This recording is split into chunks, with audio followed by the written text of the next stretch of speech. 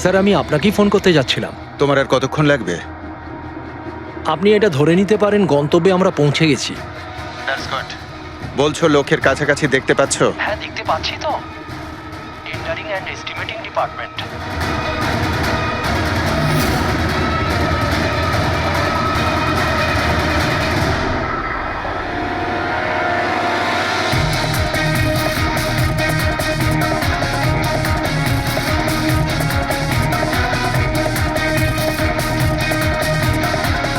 আর ওই লোকটার নাম খুব শিগগিরই আমি আপনাকে বলে দেবো।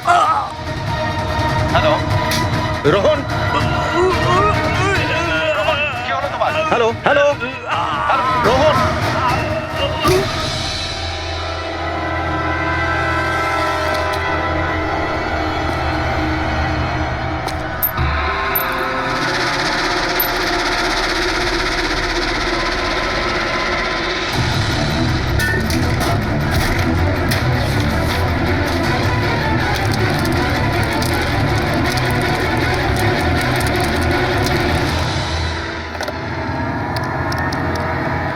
Hello, police station.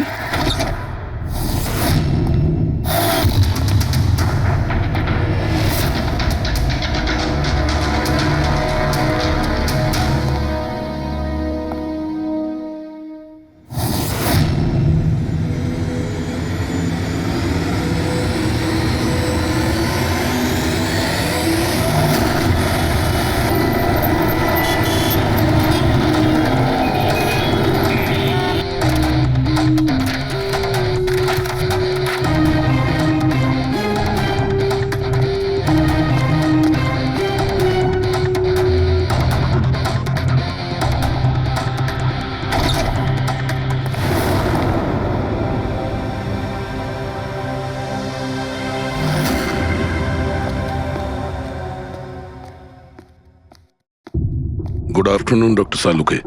Good afternoon. Please, sorry, don't mind. আসলে যখনই কোনো নিরপরাধ লোকের খুন দেখি না, তখনই গুড আফটারনুন, গুড মর্নিং এর উপর বিশ্বাসই চলে তাই তো যায়। ডক্টর। ডক্টর কোনো পোক্ত প্রমাণ পেলেন?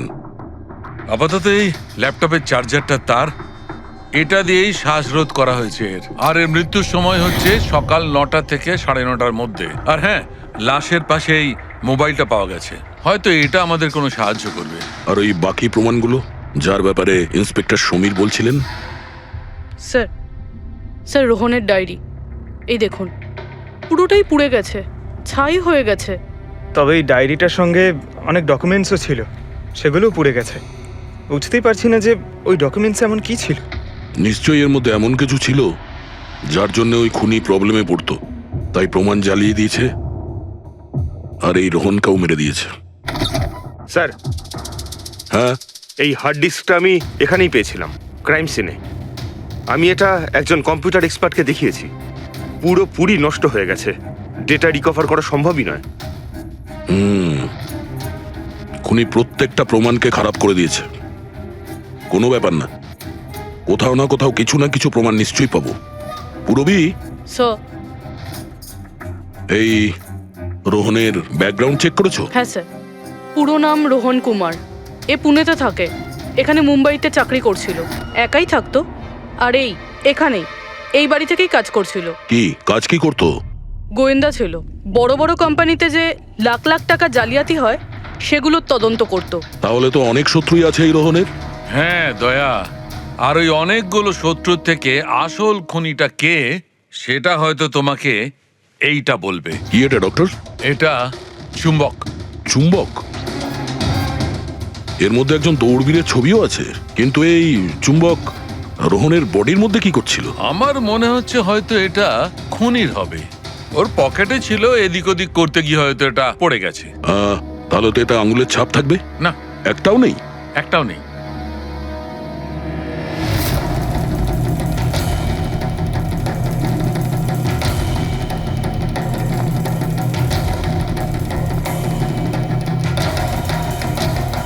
খুনি মনে হয় এখান থেকে এসছে। পুরবি, স্যার। এই রোহন এই মুহূর্তে কার জন্য কাজ করছিল? স্যার, ডিএনডি বিল্ডকম লিমিটেডের জন্য। BND Buildcom Limited?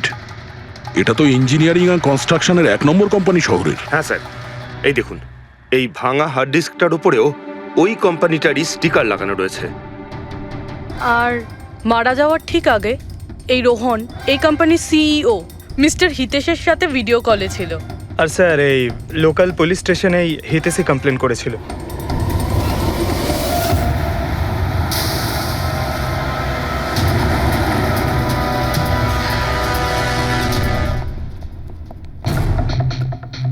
এটা কি এত বড় অফিসে শুধুমাত্র একজনই লোক ছিল নাকি? মনে হচ্ছে স্যার ইন্ডিয়ার ম্যাচ দেখার জন্য সবাই বাড়ি চলে গেছে। আচ্ছা, আজকে ইন্ডিয়ার ম্যাচ আছে। স্কোরটা কি হলো? কোহলি সেঞ্চুরি করতে যাচ্ছে। কি বলছেন স্যার? আপনি কি করে জানলেন? বাইরে ওয়াচম্যান কমেন্ট্রি শুনছিল। ও। ইনভেস্টিগেশন করতে এসেছি, চোখ কান খোলা রাখতে হবে। স্যার, হিতেশের cabin. Mister Hitesh, hi, CID. Please বসুন। আমি আপনাদেরই অপেক্ষায় ছিলাম। শুরু থেকে বলুন সবকিছু। 6 মাস আগে আমি রোহনকে কাজে রাখি। গত 5 বছর ধরে আমাদের কোম্পানিতে যে লোকসান হচ্ছে তা আগে কখনো হয়নি। কি ধরনের ক্ষতি? লোকসানের লিস্ট তো বলে শেষ করা যাবে না।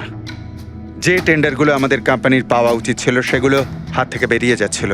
এই দেখুন, 1100 কোটির রিফাইন্ডিং কন্ট্রাক্ট, 37 কোটির রেলওয়ে কন্ট্রাক্ট, আর 800 কোটির পাওয়ার ট্রান্সমিশন কন্ট্রাক্ট।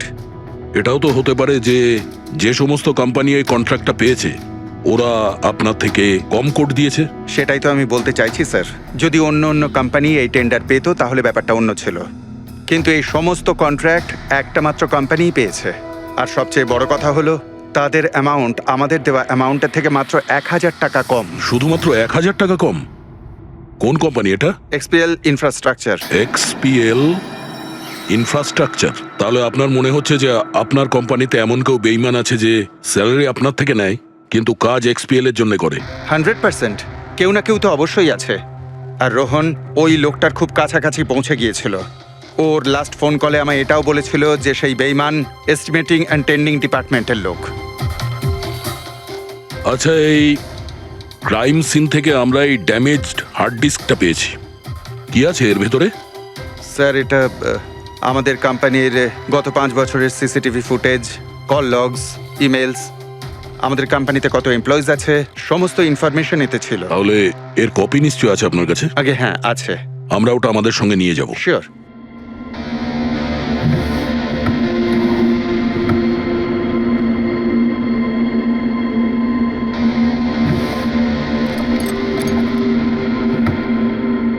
হয়তো হার্ড ডিস্কটা চুরি হয়ে গেছে। আমি এখানেই রেখেছিলাম হার্ড ডিস্কটা।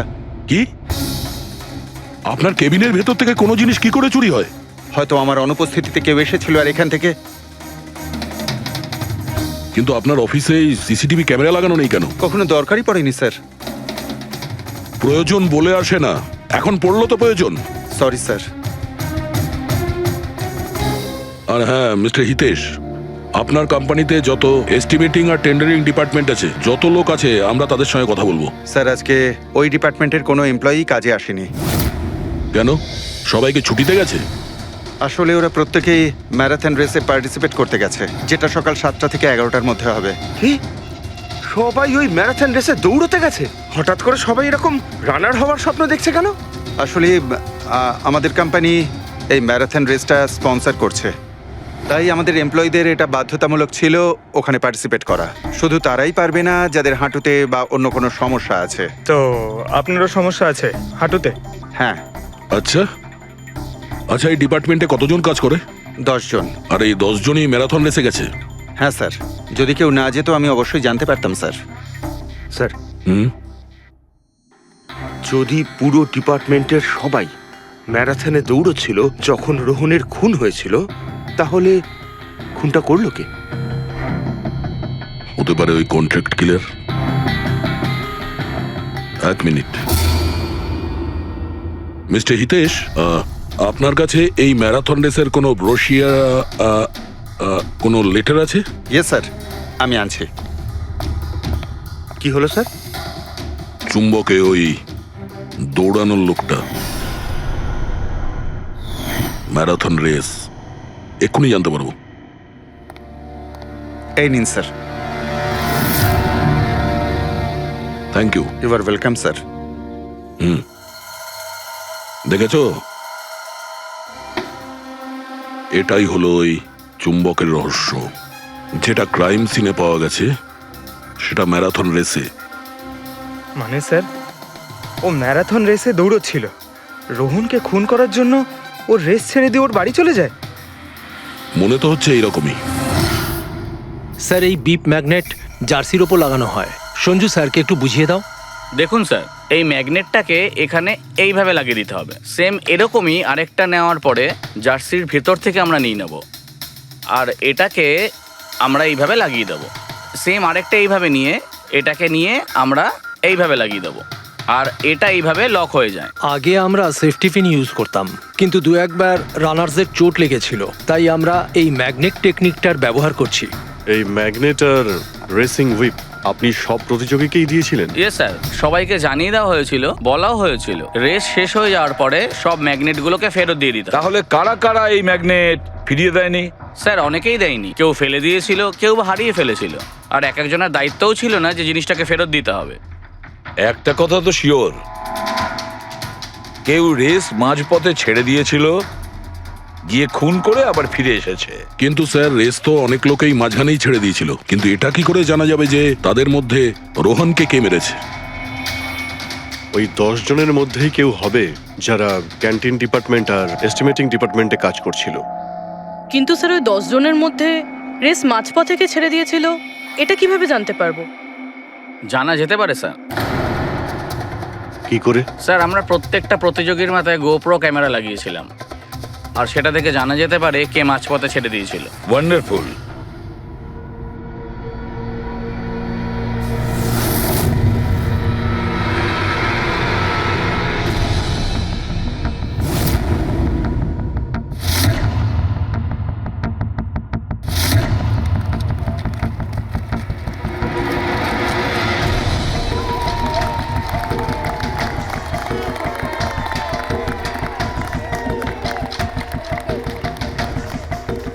নবীন, এই রিশটা তোকেই জিততে হবে।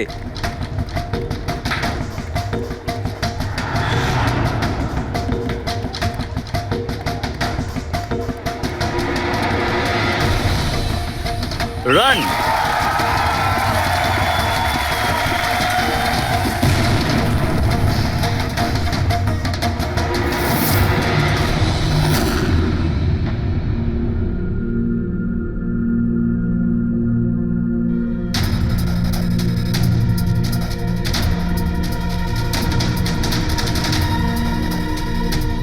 এই 4টে স্ক্রিন, এগুলো ব্ল্যাঙ্ক কেন? জানি না স্যার, আমরা তো সব ক্যামেরা চালু করে এদের দিয়েছিলাম। হয়তো ভুল করে এই 4 জন ক্যামেরা অফ করে ফেলেছিল। ভুল করে করেছে নাকি ইচ্ছে করে?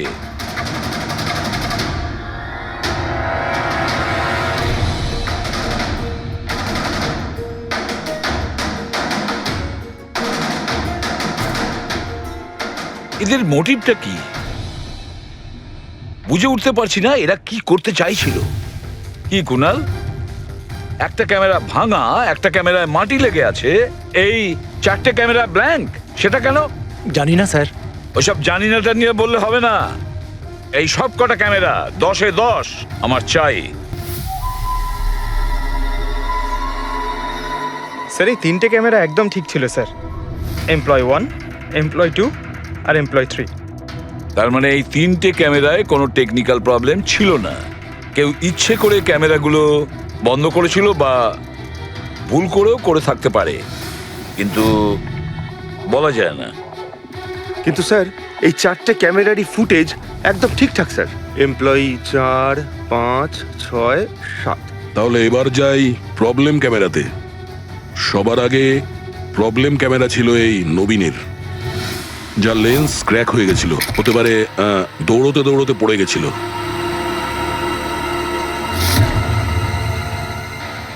হ্যাঁ, আর স্যার, দ্বিতীয় প্রবলেমের ক্যামেরা, মুক্তিরটা, যে রেসের মাঝখানে দাঁড়িয়ে নিজের জুতোর ফিতে বাজছিল। হ্যাঁ, তারপরে ফিতে বাঁধার পরে ওই হাতটাই নিজের লেন্সে লাগায়, আর লেন্সে সমস্ত পিকচারটাই ঝাপসা হয়ে যায়। কিন্তু স্যার, এই মাটি ইচ্ছে করে লাগিয়েছে নাকি ভুল করে?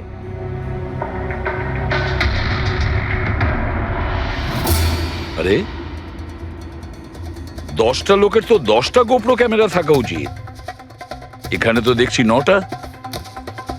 গৌরবের ক্যামেরাটা কি হলো, সেটা কোথায়? স্যার ওই ক্যামেরাটা হারিয়ে গেছে, গৌরব ওটা ফেরত দেয়নি। তাহলে স্যার এই গৌরবই খুনি, ওকে ধরে ফেলা উচিত। না পঙ্কজ, এইভাবে হয় না। হতে পারে গৌরব ক্যামেরাটা ফেরত দিতে ভুলে গেছে। আমাদের এটা ভাবতে হবে যে খুনি এই সময়টাই কেন বেছে নিল ম্যারাথন রেসের টাইমে খুন করার জন্য। ও তো চাইলে যে কোনো সময় খুন করতে পারতো, যে কোনো জায়গায় পারতো। হ্যাঁ, অ্যালিবাইয়ের জন্য স্যার, যাতে ধরা পড়লে খুনি বলতে পারে যে রোহনকে খুনের সময় ও তো ম্যারাথনে পার্টিসিপেট করেছিল।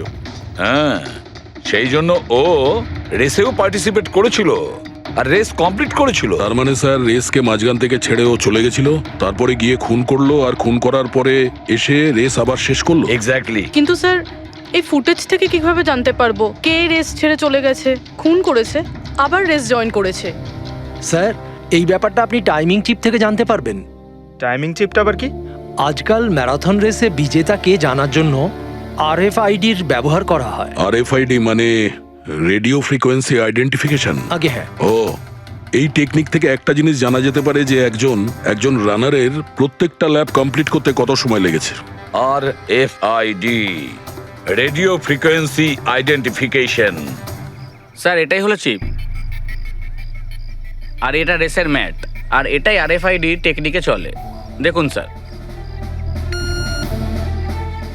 ও, তার মানে রেস শুরু হতেই যখন কোনো রানার এটা ক্রস করে তখন এর টাইমিংটা ওই মুহূর্তে শুরু হয়ে যায়। একদম স্যার, অফিসের কার্ডের মতন স্যার। ঠিক আছে, এটা তো বুঝতে পারলাম, কিন্তু এটা কি জানতে পারা যাবে যে কেউ রেস মাঝপথে ছেড়ে দেয় আর পরে আবার এসে জয়েন করে? এরও উপায় আছে স্যার। স্যার এই ম্যারাথন রেস 31 কিলোমিটারের হয়। এতে 4টে ভাগ, প্রথমটা 5, দ্বিতীয়টা 10, তৃতীয় 15, চতুর্থ 20।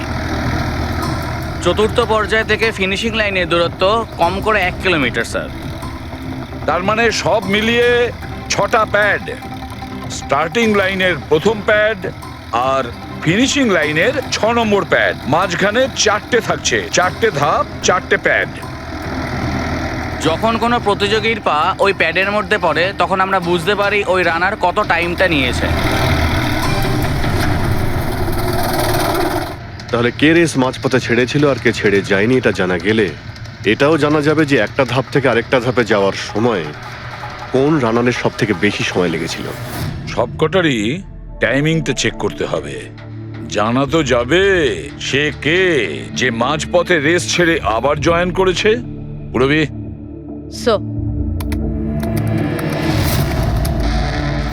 স্যার আমাদের প্রথম কচ্ছপ হলো এই নবীন। রেসের প্রত্যেকটা ল্যাপ 25 মিনিটে কমপ্লিট করেছে, কিন্তু শেষ ল্যাপের পরে ফিনিশিং লাইন পর্যন্ত পৌঁছানোর জন্য মানে 1 কিলোমিটার ক্রস করার জন্য ওর 50 মিনিট সময় লেগেছে। নবীন,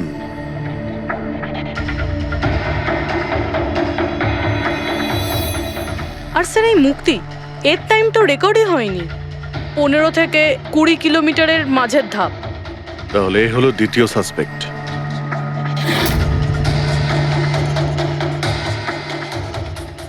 মুক্তি। আর এবার এই গৌরব, এ তো 15 কিলোমিটারের ধাপই বের হতে পারেনি। তাহলে এই হলো আমাদের তৃতীয় সাসপেক্ট।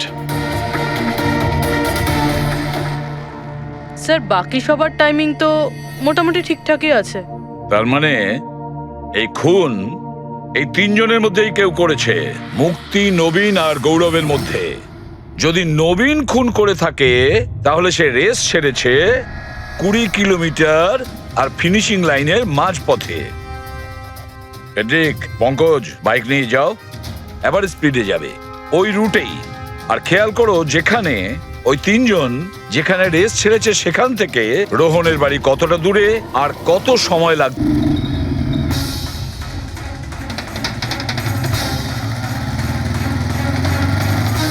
15 কিলোমিটারের মাঠ থেকে আসছি স্যার, এটা 10 কিলোমিটার। হ্যাঁ, মুক্তি বোধহয় এখানেই কোথাও দাঁড়িয়েছিল, 10 আর 15 কিলোমিটারের মার্কের মাঝখানে। এই আমি স্টপ ওয়াচটা অন করলাম আর আমি চললাম রোহনের বাড়ি। থাম পঙ্কজ, এই রাস্তাটা দিয়ে। এই রাস্তা দিয়ে? হ্যাঁ এই রাস্তাটা চলুন। আরে আস্তে চালা না। হ্যাঁ।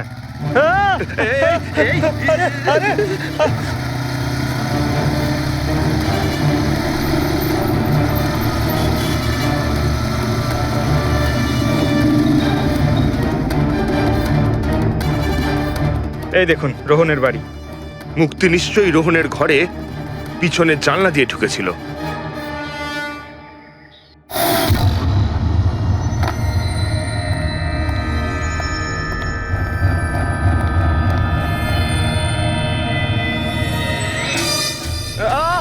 আরে অ্যাক্টিং করতে বলেছিলাম। থাম। মুক্তি রোহনকে খুন করার পর হয়তো সমস্ত তথ্য প্রমাণ পুড়িয়ে আবার দৌড়ে ফিরে গিয়েছিল ম্যারাথন শেষ করতে। চল আমরা আবার যাব সেই ম্যারাথনের ওখানে 20 কিলোমিটারের মার্কটার কাছে।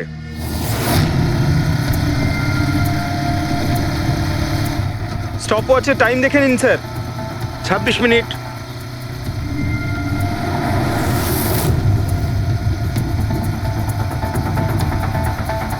বাহ, আরে ব্যাস ব্যাস ব্যাস। এবার মুক্তি পৌঁছলো 20 কিলোমিটারের মার্কে পাক্কা 30 মিনিট পরে। আর তারপর এখান থেকেই হয়তো ও রেসটা শেষ করেছিল।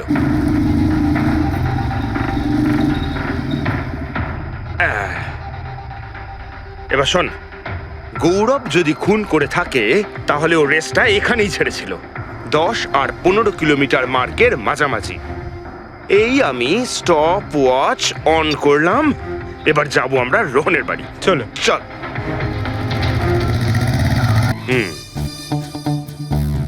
হ্যাঁ একদম পুরো বিশ্বাস আছে আমার। Excuse me. এই ছাড় ছাড় ছাড় ছাড়। আরে আরে আরে মরে যাবো তো। চল।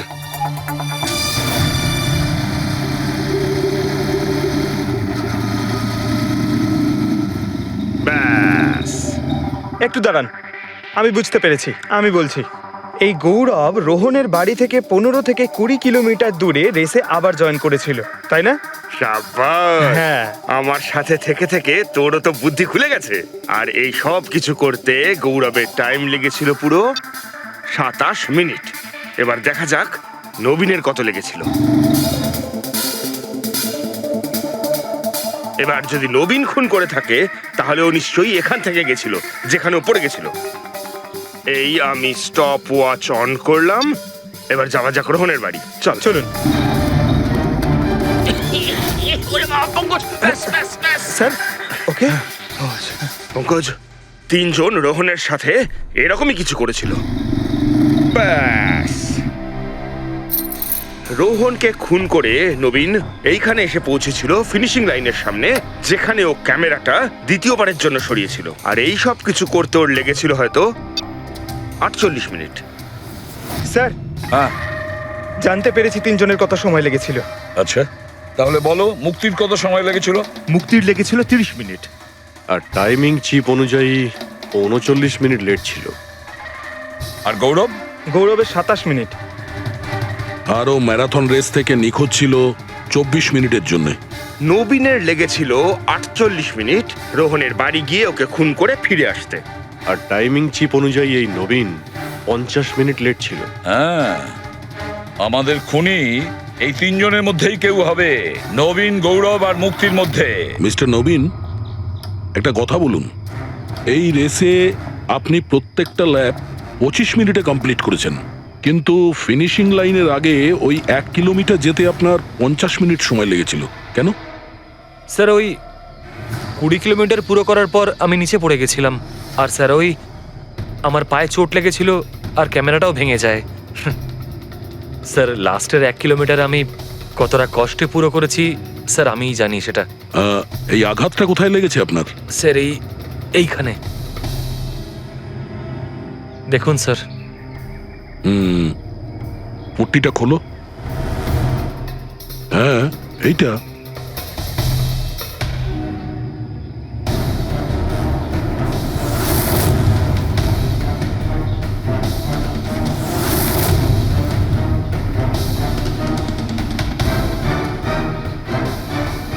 স্যার, এবার আপনার বিশ্বাস হয়েছে যে আমি কোনো দোষ করিনি? নির্দোষ যদি হও এত ঘাবড়ে যাচ্ছ কেন?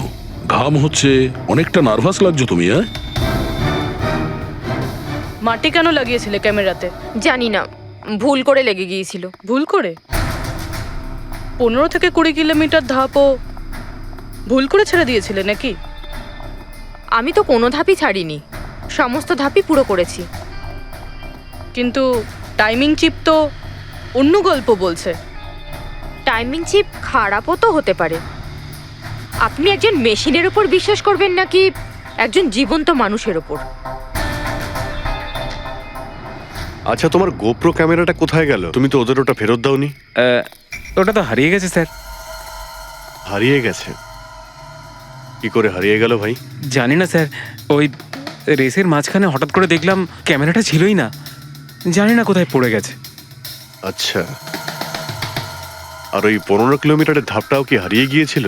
ওটাকে তো পার করনি তুমি। স্যার আমি পুরো রেস কমপ্লিট করেছি। মিথ্যে কথা বলবে না। রেসের মাঝে কোথায় গিয়েছিলে? কোথাও যায়নি স্যার, আমি তো পুরো রেস কমপ্লিট করেছি, কোথাও যায়নি স্যার। আচ্ছা, স্যার মনে হচ্ছে নবীনই, কারণ আমি যখন ওকে জিজ্ঞাসাবাদ করছিলাম তখন ওর মুখ একদম ফ্যাকাশে হয়ে গেছিল, হাত পা কাঁপছিল ওর। এই গৌরবও কম নয়। ও বললো জানি না কি করে ক্যামেরাটা হারিয়ে গেছে। আরে এত বড় একটা ক্যামেরা পড়ে গেলে সেটা কেউ জানতে পারবে না স্যার। বস, তোমার কথাটা ঠিকই, কিন্তু নবীনের একটু আঘাত লেগেছে না? হ্যাঁ স্যার, আঘাত তো ওর লেগেছে। স্যার আমার মনে হচ্ছে ও মিথ্যে কথা বলছে। স্যার আমার মনে হচ্ছে মুক্তি মিথ্যে বলছে। ও জেনে শুনেই ক্যামেরায় মাটি লাগিয়েছিল, কারণ নিশ্চয়ই এমন কিছু আছে যেটা ও আমাদের থেকে লুকোতে চাইছে। হ্যাঁ, এটাও হতে পারে, কারণ ক্যামেরায় যদি ভুল করে মাটি লেগে যেত তাহলে আরো সবার ক্যামেরাতে লাগতে পারতো ভুল করে। গোলমাল আছে, এই তিনজনের মধ্যে কোনো না কোনো গোলমাল তো নিশ্চয়ই আছে। খুনি এই তিনজনের মধ্যেই কেউ একজন। নবীন, আমাকে ওই জায়গাটা দেখাও যেখানে তুমি এক্স্যাক্টলি পড়েছিলে। কিভাবে পড়েছিলে? আসুন স্যার। কিন্তু স্যার আমার পায়ে খুব ব্যথা আছে, আপনি একটু সাহায্য হ্যাঁ, করবেন আমাকে? নিশ্চয়ই নিশ্চয়ই, এসো।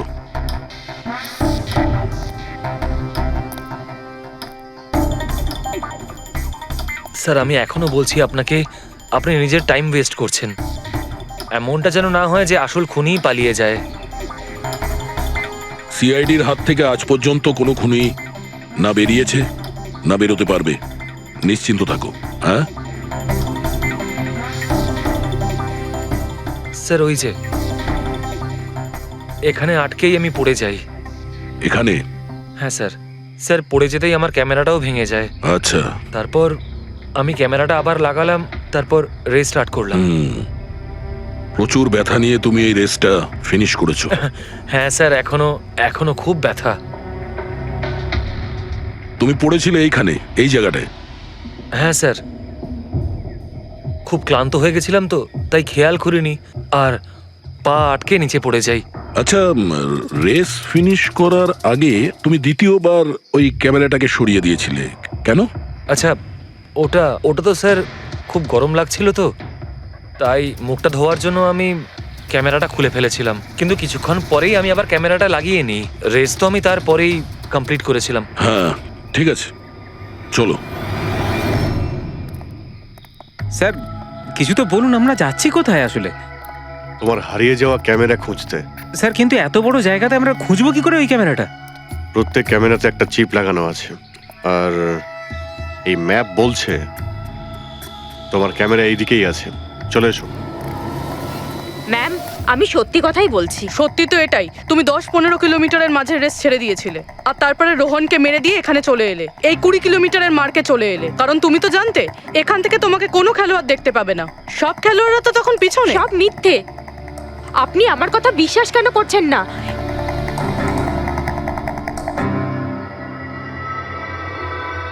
কি কি খুঁজছো? আমি কিছু তো না। কিছু আছে ওখানে?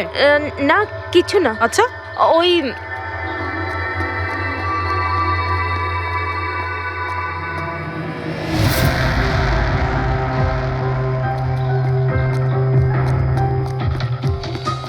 ও তো তুমি সাইকেলে করে গিয়েছিলে রোহনকে খুন করতে?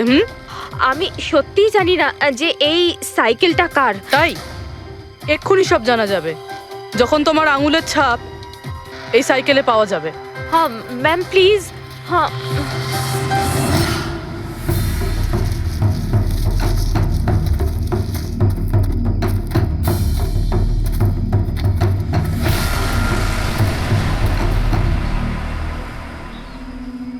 এই হলো ক্যামেরা। এটাকে পুরো ভেঙে ফেলেছো? হ্যাঁ, আমি ভাঙিনি স্যার। দুটো ক্যামেরা।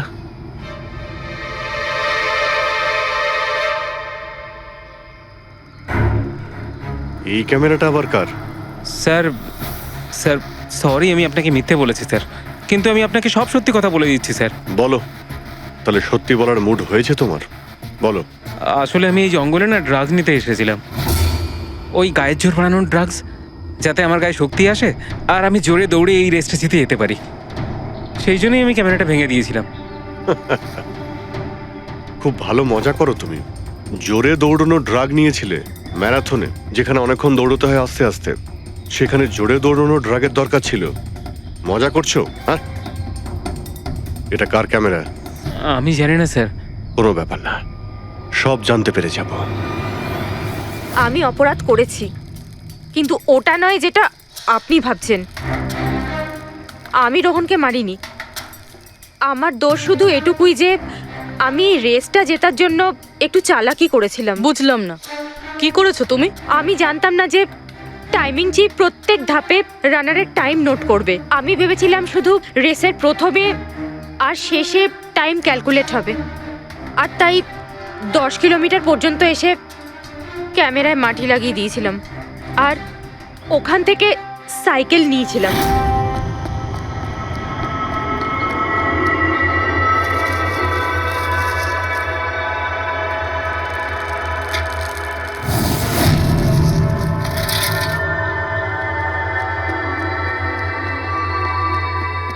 কিন্তু রেস শেষ হতেই সিআইডি ওখানে চলে এলো, আর আমি ওখান থেকে সাইকেলটা সরানোর সুযোগই পাইনি। এত কিছু করেছো শুধু একটা রেস জেতার জন্য? আসলে অফিসে বেট ধরা হয়েছিল যে আমাদের ডিপার্টমেন্টে যে রেসটা জিতবে তাকে সবাই কন্ট্রিবিউট করে 5 লাখ টাকা দেবে।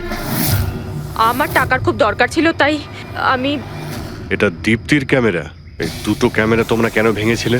স্যার আসলে আমরা এই রেসে এসেছিলাম যাতে একে অপরের সাথে সময় কাটাতে পারি, কিন্তু তারপরে খেয়াল হলো যে আমাদের প্রেমের কথাবার্তা সব ওই গোপ্রোতে রেকর্ড হচ্ছে স্যার। কখন থেকে ফলো করছে। শোন না, তোকে খুব সুন্দর লাগছে। দাঁত ছাড়ো তো।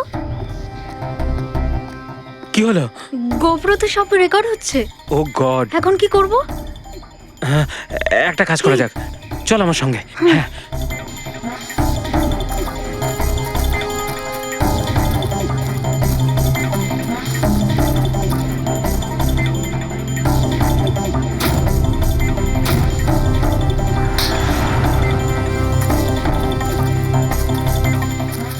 আরে তোমরা তো অদ্ভুত কাজ করেছো।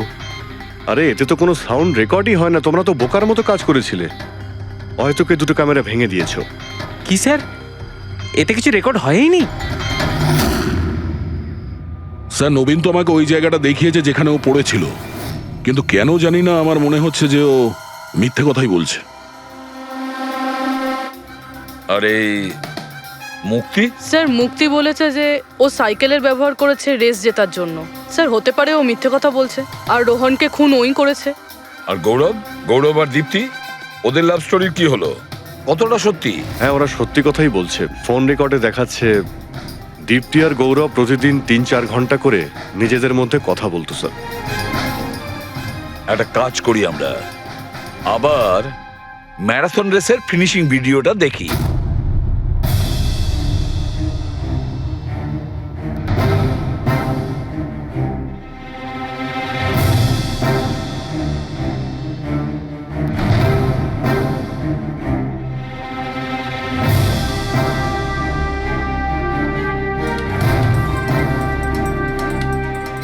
তার মানে গৌরবের ঠিক পরেই এই দীপ্তি ঢুকেছিল।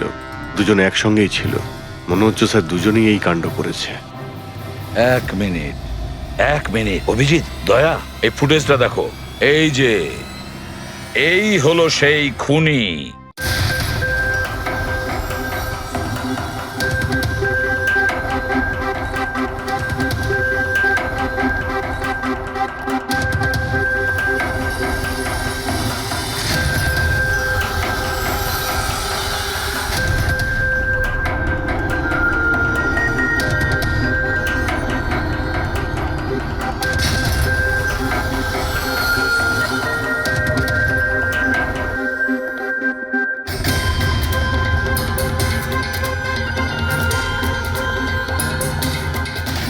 স্যার আমাদের এখানে কেন ডাকা হয়েছে? খুনির নাম বলবার জন্য।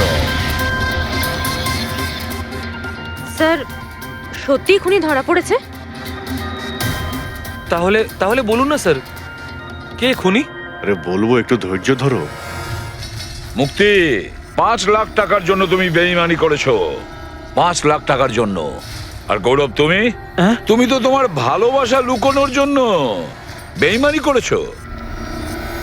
আর নবীন, তুমি চলো তোমাকে আবার দেখাচ্ছি, রেসের একটা পাওয়ার দেখাচ্ছি।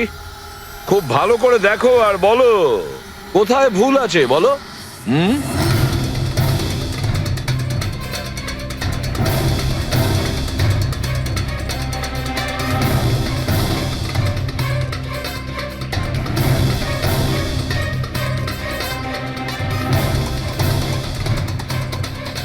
কিছুই তো নেই স্যার, সবই তো ঠিকই আছে। কোনো প্রবলেম নেই। তোমার মনে আছে তুমি বলেছিলে যে ক্যামেরাটা দ্বিতীয়বার যখন তুমি সরিয়েছিলে তারপরে তুমি মাথায় জল ঢেলেছিলে? ওটা তো স্যার খুব গরম লাগছিল, তো তাই মুখটা ধোয়ার জন্য আমি ক্যামেরাটা খুলে ফেলেছিলাম। মিথ্যে বলেছিলে তুমি, নিজের মাথায় জল ঢেলেছিলে। অথচ যখন ফিনিশিং লাইনে পৌঁছলে তখন তো তোমার ভেজা অবস্থায় থাকার কথা ছিল। কিন্তু এই ফুটেজে আমরা কি দেখতে পাচ্ছি? তুমি শুকনো অবস্থায় দৌড়চ্ছ। হয়তো জল শুকিয়ে গেছিল। বর্ষাকালে অত তাড়াতাড়ি জল শুকিয়ে গেল, অদ্ভুত ব্যাপার। তাহলে নবীন, তোমাকে আরো একটা ফুটেজ দেখাই, এই গল্পের শেষ অংশ। বলো, এটা দেখে তোমার কি মনে হচ্ছে?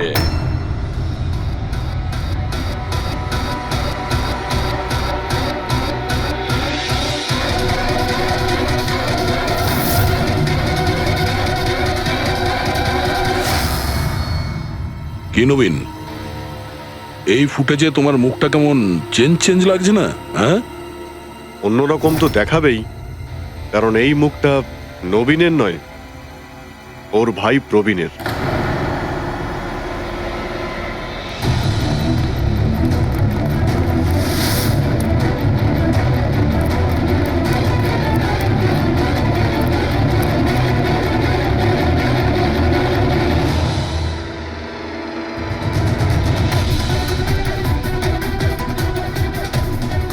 খুব বড় প্ল্যান বানিয়েছিলে তুমি, দারুণ মাথা খাটিয়েছিলে তুমি। প্রথমে 3টে এমপ্লয়ির ক্যামেরা বন্ধ করে দিয়েছিলে,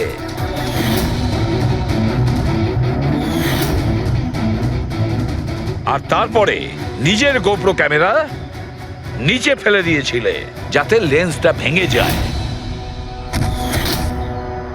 আর তারপর নবীন নিজের ক্যামেরাটাকে খুলে পরিয়ে দিল নিজের ভাইকে, মানে প্রবীণকে।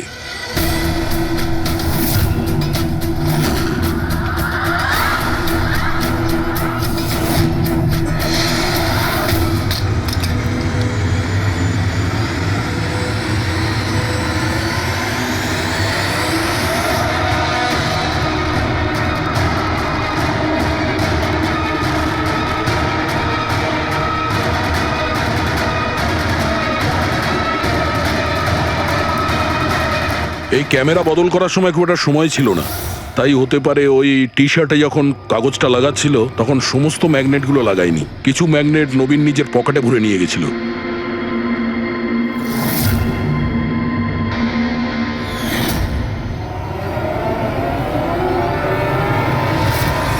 নবীন রেস ছেড়ে বেরিয়ে যায় রেইনকোট পরে, আর পৌঁছে যায় রোহনকে খুন করার জন্য।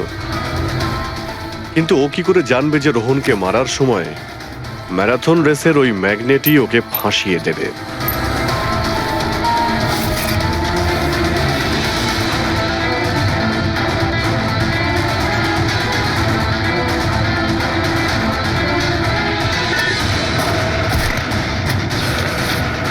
তারপর তুমি পুরো প্রমাণ নষ্ট করলে আর আবার এসে রেসে জয়েন করলে। ইচ্ছে করে নিজের পায়ে তুমি চোট লাগালে যাতে আমরা বিশ্বাস করি যে আঘাতটা সত্যি। আর তারপরে তুমি রেসটা ফিনিশ করো। তাহলে বলো। হ্যাঁ স্যার, আমি খুন করেছি রোহনকে। একদম একদম পারফেক্ট প্ল্যান ছিল। কিন্তু আমি কি করে জানবো যে আপনারা আমার থেকেও অনেক বুদ্ধিমান? প্রত্যেক অপরাধী এই ভুলটাই করে, কারণ তার মনে হয় যে সে আইনের চোখে ফাঁকি দিয়ে দেবে। এবারে বলো, ওকে কেন খুন করলে?